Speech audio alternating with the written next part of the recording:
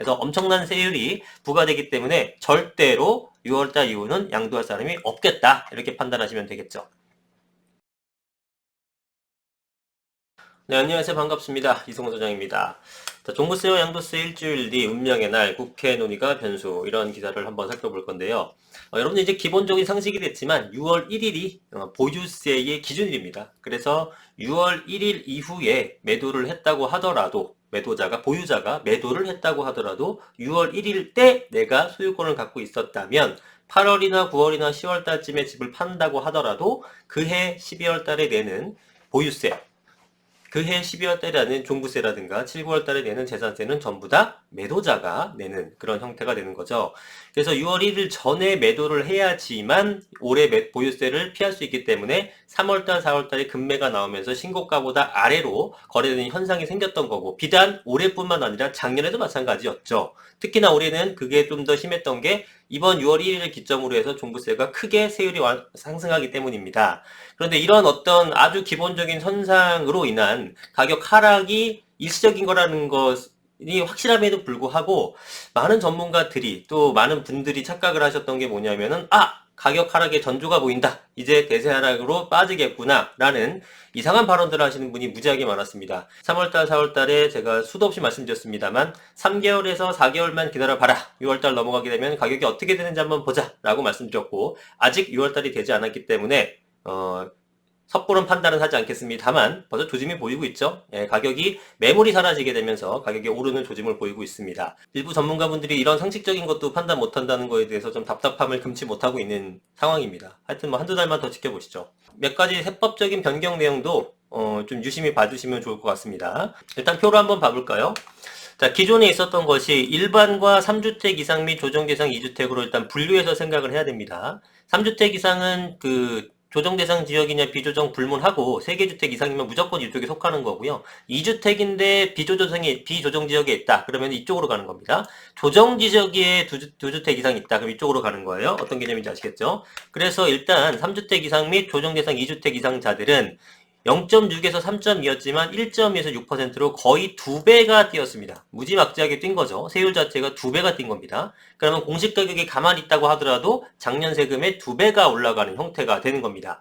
일반 같은 경우에도 오르긴 올랐지만 그렇게 크게 오른 건 아니에요. 0.5에서 0.6으로 0.1% 올랐고 가장 큰 과세 구간인 94억 초과 구간도 0.3%포인트가 올라간 거죠. 어쨌든 종부세를 내는 전 국민은 전부 다 이제 작년보다 상승하는 모습을 보일 수 있겠고요. 공시가격 현실화율을 하기 때문에 공시가격 자체도 올랐고 그 다음에 개정 세율도 올랐기 때문에 작년에 비해서는 종부세가 더 많이 나오게 되겠죠. 양도소득세는 그럼 어떻게 되느냐? 자, 종부세가 올라가는 거에 대해서 뭐 여러 가지 논의가 있겠습니다만 일단 제가 지속적으로 주장을 했던 것은 집값을 안정화시키기 위해서는 종부세 일정 부분 올릴 필요가 있다. 그러나 거기에다 플러스 어떤 투트랙으로 어떤 게 해야 되냐면은 양도세도 완화를 해줘야 된다라고 했습니다. 그죠? 그래야지만 종부세가 많아진다는 것은 보유하기 싫다는 의미고 양도세를 풀어준다는 것은 매도하고 싶다는 거잖아요.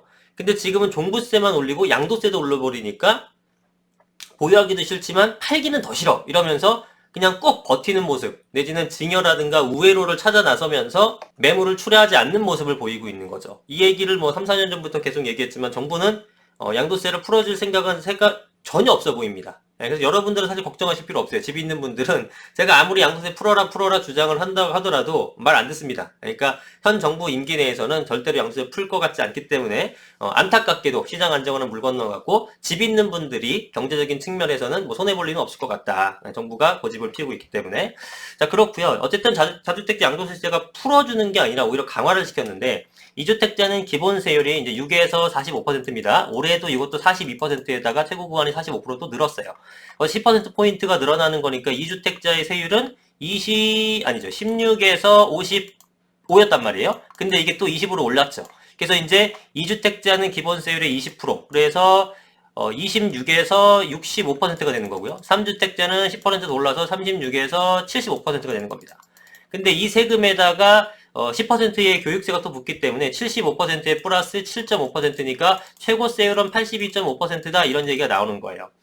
자, 그래서 어떻게 보면 외우긴 쉬워졌어요. 2주택자니까 20% 덧붙이면 되고, 3주택자는 30% 덧붙이면 됩니다. 그래서 엄청난 세율이 부과되기 때문에 절대로 6월달 이후는 양도할 사람이 없겠다. 이렇게 판단하시면 되겠죠. 내지는 내가 10% 세금을 더 내야 되니까 거기다가 내가 가격을 올려버리겠다. 이렇게 하는 겁니다. 자, 2년 미만 보유한 주택의 양도세는 원래는 1년 미만인 거에선 40%였는데 1년 미만 40%였는데 어떻게 됩니까? 70%로 바뀝니다.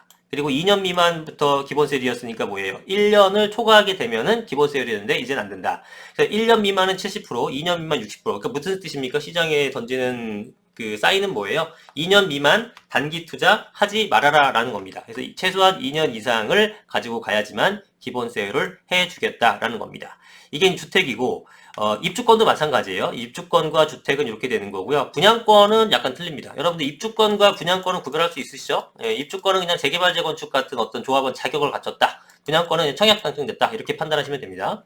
그럼 이 분양권 같은 거는 내가 청약 당첨된 다음에 매도를 해요. 1년 미만일 때 매도하는 거는 70%.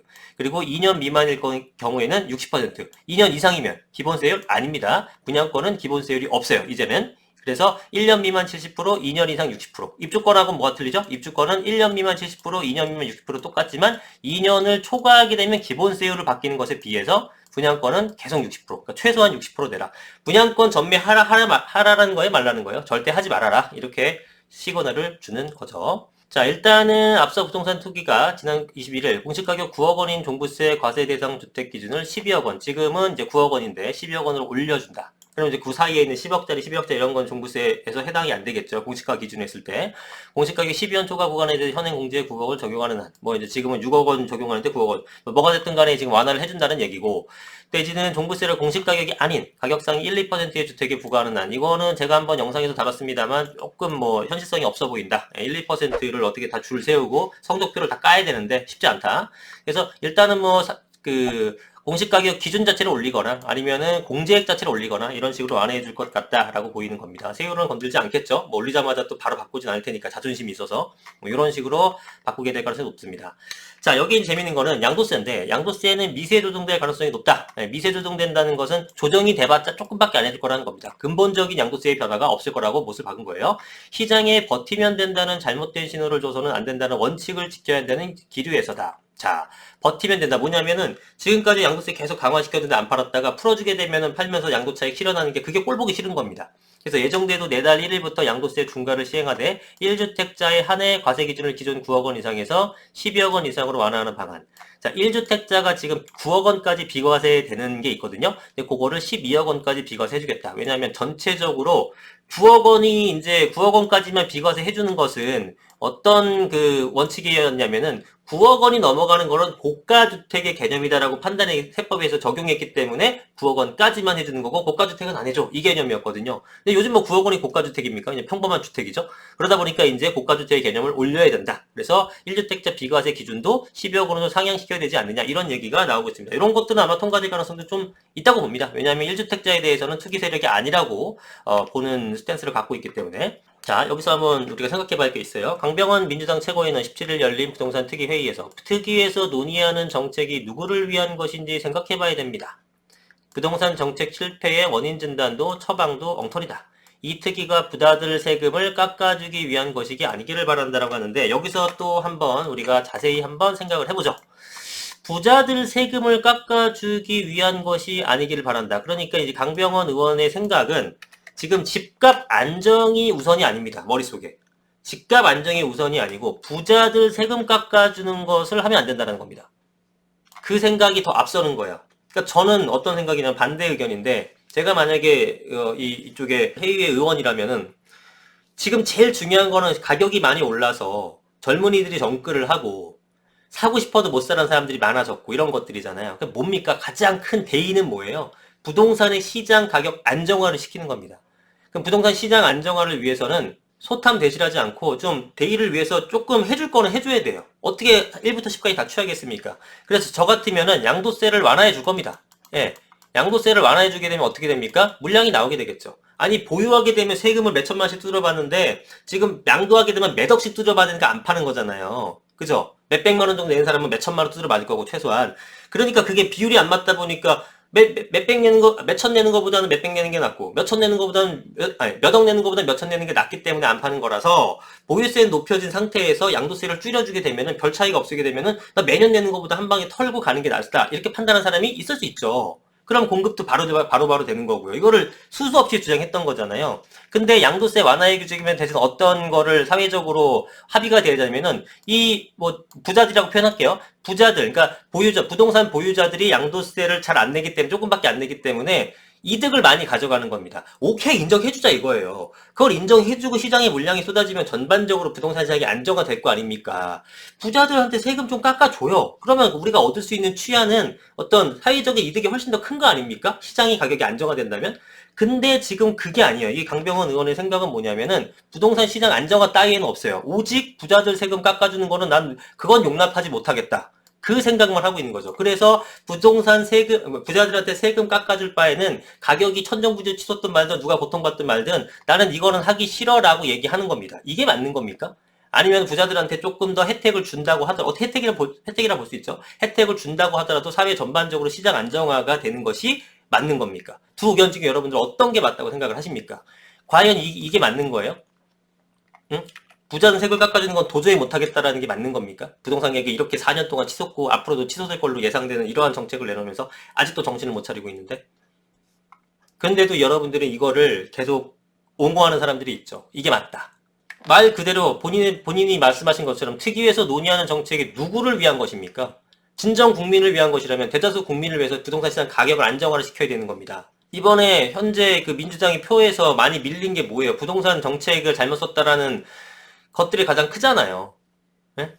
근데도 생각이 바뀌지 않으니까 결국은 제가 볼 때는 임기 말까지 이러한 어떤 자세를 계속 유지할 것 같습니다. 양도세는 절대로 내려가지 않겠죠. 그러면 물량이 안 나오는 거고 가격은 상승한다. 이게 거의 확정적인 결론이라고 보시면 되겠죠. 자, 정책 의총을 거쳐 모이는 종부세 관련 당론을 내년 임시국회에서 서두로 처리한 뒤 소급 적용하는 계획이다. 종부세는 과세 기준이 6월 1일이지만 실제 세금은 12월 달에 나오잖아요. 12월 1일부터 12월 15일 사이에 납부하는 거니까 11월 달에 이제 그 고지서는 받으실 거고, 요때 이제 납부 기간이 되는 거니까 기간이 있기 때문에 이거 6월 달 넘어서 통과가 되더라도 올해부터 적용해주겠다. 그런 얘기를 하는 거죠. 네. 근데 근본적으로 어쨌든 시장 안정화라는 그 대의에서는 이 종부세 찔끔찔끔 하는 걸로는 의미가 없고요. 예, 양도세를 풀어주는 게 가장 좋은 방법입니다. 근데 어때 보세요. 할 것 같지가 않죠? 무조건적인 반대를 하고 있는 입장이라 양도세는 떨어지지 않을 것 같다. 가격 시장, 부동산 시장 안정화는 더 요원해졌다라는 겁니다. 오늘 영상은 여기까지 하겠습니다. 감사합니다.